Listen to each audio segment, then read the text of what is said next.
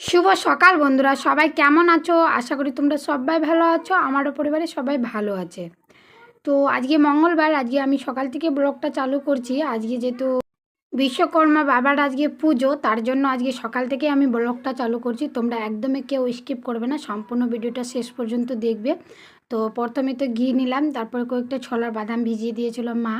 তারপরে এখানে আলু, গাজর, বরবটি, তারপরে পুঁই শাক, আর ফুলকচু, বেগুন, আর ওই যে মুগ ডালটা, এগুলো মানে ইত্যাদি ইত্যাদি সামান দিয়ে আমি আজকে রান্না করব যে খিচুড়ি। তো আজকে খিচুড়ির জন্য এগুলাই আমি নিলাম। আর এখানে মা আমার মানে কনক জিরা চালে মানে কী বলে, যদি কোনো জিনিস থাকে তো বিছে ফেলবে, মা বিছে দিচ্ছে আমাকে কনক জিরার চাল। তো কনক জিরা চাল বিছে, আর এটি হলো মানে আতপ চাল। আতপ চালটা খুব ভেঙে গেছে, তার জন্য এটি আতপ চাল আছে। তো আতপ চাল আর কনক জিরা চাল দুটাই চাল মিক্স করে আজকে মানে খিচুড়ি হবে। তো মা এখানে আমার হেল্প করছে খিচুড়ি রান্নার জন্য। আর এদিকে চলো দেখাচ্ছি, তোমরা একদম ভিডিওটা একদমই স্কিপ করবে না। আর এখানে কাকিমা ভাবনা করছে যে এখন বর্ষার টাইম যে কেন আসলো, বাড়িঘর এত খারাপ লাগে, কোনো পরবতীয়ার আসলে ছান দেওয়ার ইচ্ছা করে না, এই কথাটাই বলছিল। আর এদিকে বোন ছান দিচ্ছে বাড়িঘরে পুজোর জন্য। আর এদিকে মেয়ে পড়ে উঠে এই জাদু পেন্সিল নিয়ে বসে গেছে। মানে একটু পড়াশোনা ওই আর কি হচ্ছে দাদুর বাড়িতে, জানোই সবাই, তেরে তেরে নাম। তো এখানে পড়াশোনা করছে মেয়ে। তারপর বন্ধুরা একে একে আমি সব কিছু ভাজলাম, কিছু কিছু ঘি দিয়ে ভাজলাম আর কিছুটা সরষা তেল দিয়ে ভাজলাম। আর খিচুড়ির জন্য আমার আছে শুকনো লঙ্কা, আর কাঁচা লঙ্কা তো এমনিই দিব গোটা, আর আদা বেটে দিব। আদা আর শুকনো লঙ্কা আর জিরা দিয়ে আমি খিচুড়িটা রান্না করব। তো আমার একদম খিচুড়ি কমপ্লিট রান্না। তো রান্না করা আমি কি করলাম, যে রান্না করলাম তো ঠাই ঠাকুরকে চড়াই দিই, মানে দেবী দেবতাকে ভোগ লাগিয়ে দিব। তার সব বাচ্চাদের মিলে মানে করব, কালার পাতে বসিয়ে খাবো। তো হলো না, যে ছেলেকে নিয়ে আমি ব্যস্ত থাকি, আর কিছুই হলো না।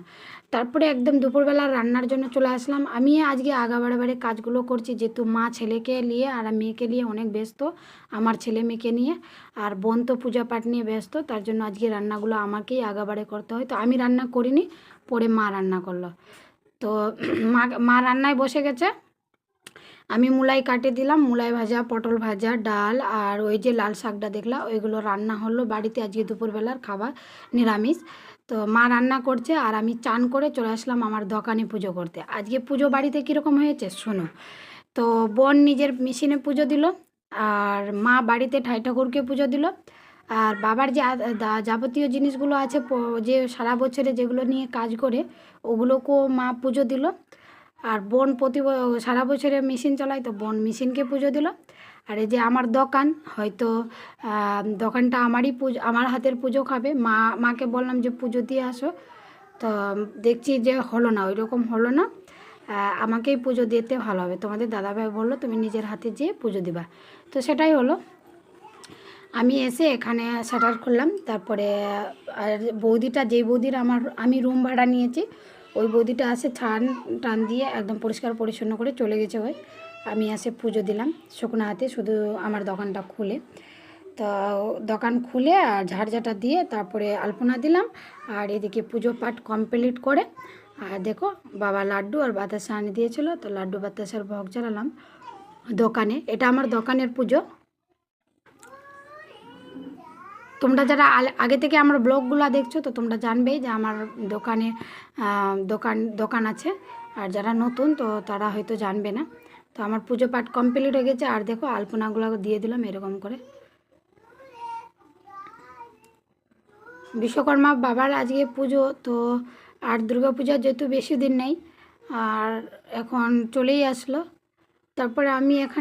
তারপর বন্ধুরা ছেলে মেয়ে যদি দোকানে আসে, তো খুব জানোই, আর কি বলবো তোমাদেরকে, মানে ওদের অশান্তির শেষ নাই। তো মেয়ে এটা ওটা জিনিস লাললো, পছন্দ করলো, জিনিস বলছে এটা নিব এটা নিব। তো যাই হোক, ওই তো একটা বেলুন নিয়ে খেলতে লেগে গেছে। তারপরে আমি বাড়ি আসলাম, বাড়ি এসে এই যে আমাদের ঘরের যেটা ঠাকুর, তো ঘরের ঠাকুর তোমাদের দেয়নি, তো আজকে দেয়নি, মানে আগে দিয়েছে, আগের ব্লকে আছে আমার।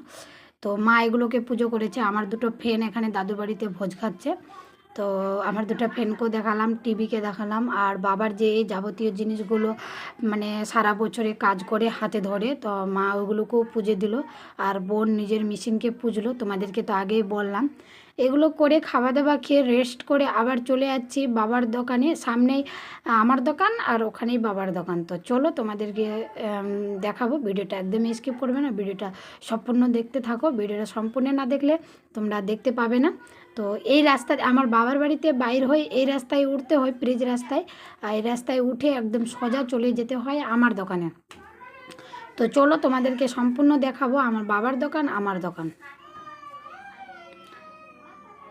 চলে আসলাম, আর একটু দূরেই আছে, বেশি দূর নাই। তো সামনে দেখো মা আসবে, আমার ছেলের যে গলার আওয়াজ পেয়েছে, মা আসছে দেখো। এই যে মা চলে আসলো, মা আগে দিকে দাঁড়ায় আছে, আর ওই যে বাবা পেঁয়াজু আর ব্রেড ছাড়েছে কড়াইয়ে। তো আমি তো তারপরে আমার মায়ের কাছে যাওয়ার জন্য ছেলে এরকম হেলানটা হেললো যে আর আমি ব্লগটা নিতেই পারলাম না, আর ভুলেও গেছিলাম। আর ওদিকে কাকিমারা আজকে মঙ্গলবার যেহেতু হাট আসছে, আমাদের ওদিক থেকে হাট করে আসছে, আর বাবা ওখানে পেঁয়াজু আর ব্রেড ছাকছিল। আর ওই যে বাবার সামনে যেগুলো রুম দেখতে পাচ্ছ, ওগুলো রুম আমার কসমেটিকের দোকানটা। তো আমি একটু দোকানে ঢুকলাম, দোকানে ঢুকে আর জিনিসপত্রগুলো গুছাগুছি করলাম। চলো বন্ধুরা, আজকের ব্লগটা এখান থেকেই, সবাই ভালো।